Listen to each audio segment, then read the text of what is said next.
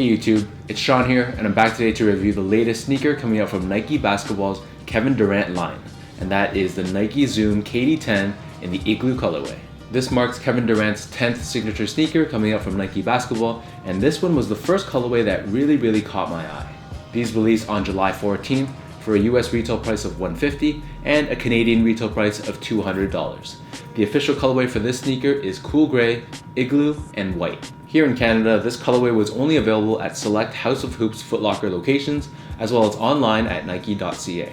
One thing to note though is I have not yet tried these on the court, so this review will purely be from a casual use standpoint. The first thing you'll probably notice about this shoe is that the upper looks very cozy and very sock-like. So the upper of the shoe is comprised of this Flyknit material done in a cool gray color.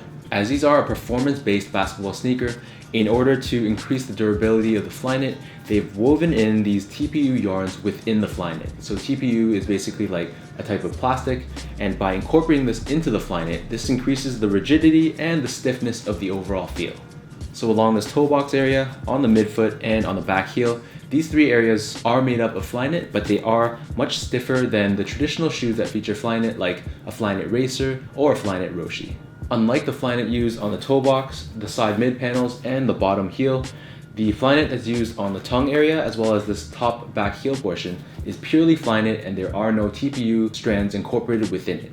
So what does this mean exactly? This means that these two specific areas are very stretchy, very flexible, and very sock-like. The KD10 is constructed in a one-piece booty-like construction, meaning the tongue is connected to the rest of the shoe. Taking a closer look at the tongue, it features this horizontal ribbing pattern running up the length of the Flyknit, and on the very top of the tongue it features the KD logo done on a suede patch. The laces on these shoes are done in an oversized rope-style lace done in cool gray, and they do feature a very unique lacing style system. So unlike your traditional sneaker that typically covers the width of the tongue only, these ones cover from the very bottom of the midfoot all the way to the other side on the very bottom as well.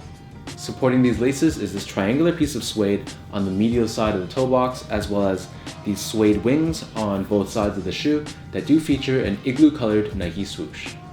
These KD10s do feature a very padded insole done in a cool gray color, featuring Kevin Durant's signature on the heel. This Flyknit upper sits atop this igloo colored foam midsole that does expose the full length Zoom Air cushioning found within the shoe. Finally, flipping the shoe to the bottom, we have this semi-translucent igloo colored rubber outsole. It has this point of articulation right here that allows you to flex and bend your toes, and it also features these circular traction patterns running along the length of the outsole. In terms of sizing, I feel like these run a little bit long from a length perspective, so this allowed me to go a half size down to a size 10. To give you guys a point of comparison, I almost always am a 10.5 for Nike Basketball, which is what I consider to be my true size. So for shoes like the Kyrie 2, the Kyrie 3, Kobe 8, 9, 10, 11, the LeBron line, all those shoes I am at 10.5, but because this sneaker is kind of flexible along the width and it does run a little bit long, I did go half size down.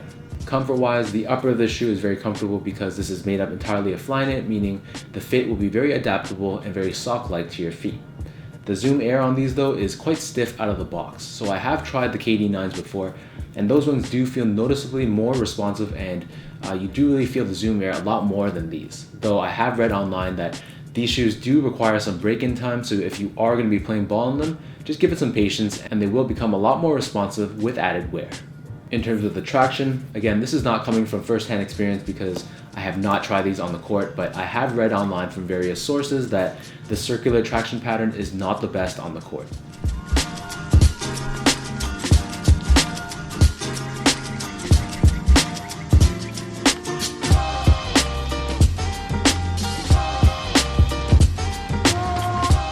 So now I'll give you guys a look at how these Igloo KD10s look on feet.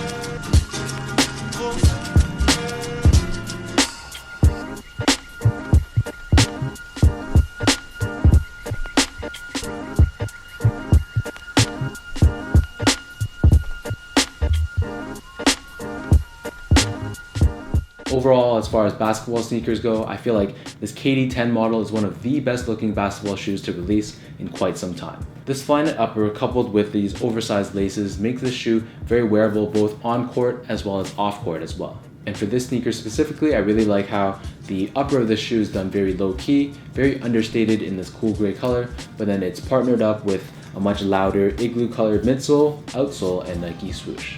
This Igloo color kind of gives off like that glow in the dark vibe, which I find it looks very dope on the KD10 silhouette. So that wraps up my review of the Nike Zoom KD10 in the Igloo colorway. Let me know in the comments down below, what do you guys think of Kevin Durant's latest signature sneaker? And if you did enjoy this video, give me that thumbs up and hit that subscribe button down below. You can also follow me on my Instagram, so you can find me there at SGO8. And until next time, thank you guys so much for tuning in, and I'll see you in my next review.